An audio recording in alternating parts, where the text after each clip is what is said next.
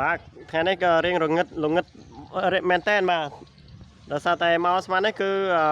ល្ងឹតមែនហើយបាទថ្ងៃមុនលោកគ្រូបានហៅហូបបាយជាមួយនឹងជាងបាទហើយថ្ងៃនេះបាទគឺអ៊ំបាទគឺគាត់បន្ទាប់ពីកាប់ទូកហើយគឺមិនទាន់បានចាក់នេះទេបាទកំពុងតែវាយពុំបាទវាយពុំដើម្បីឲ្យជាងធីនមកដាក់បណ្ដោលប៉ុន្តែឥឡូវនេះគឺក៏ស្ទះត្រឹមនេះហើយ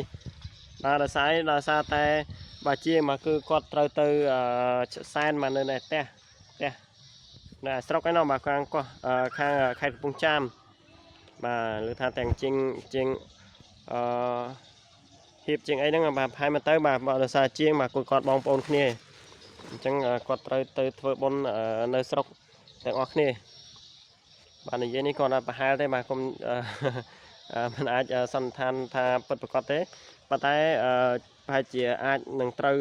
99%ហើយបាទដោយសារតែអ៊ំបាទគាត់ទាំងអ៊ំហួរអ៊ំហោអីហ្នឹងបាទ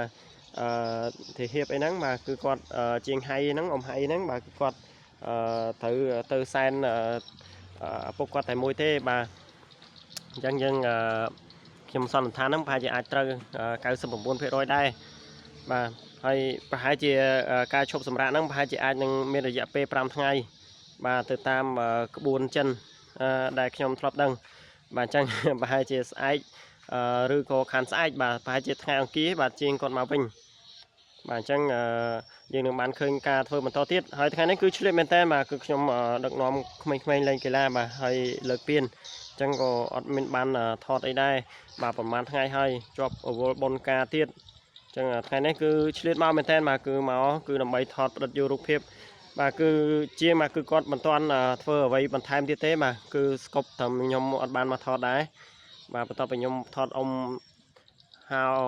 ហៅគាត់វាយបន្ទាត់អីហើយគឺគាត់សម្រាប់ហើយខ្ញុំក៏រវល់ក៏មិនបានមកថតទៀតបាទអញ្ចឹងក៏បានតែត្រឹមនឹងដែរអញ្ចឹងសូមអរគុណពុកម៉ែបងប្អូនបាទតែ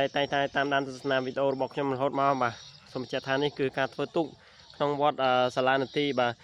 ស្រុកឆ្លងខេត្តកញ្ចេះបាទគឺចំនួន2គ្រឿងបាទមិនដឹងថាលោកគ្រូធ្វើទូកនៅក្នុងវត្តហ្នឹងទាំង2នាក់ឬក៏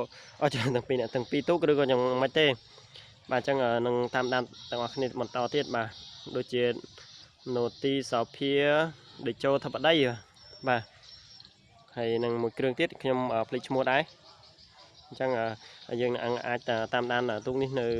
ពេលក្រោយទៀតបាទសូមអាប់ដេតវីដេអូតែប៉ុណ្្នឹងទេបាទសូមអរគុណសូមជម្រាបលាបាទជួបគ្នានៅវីដេអូក្រោយៗទៀត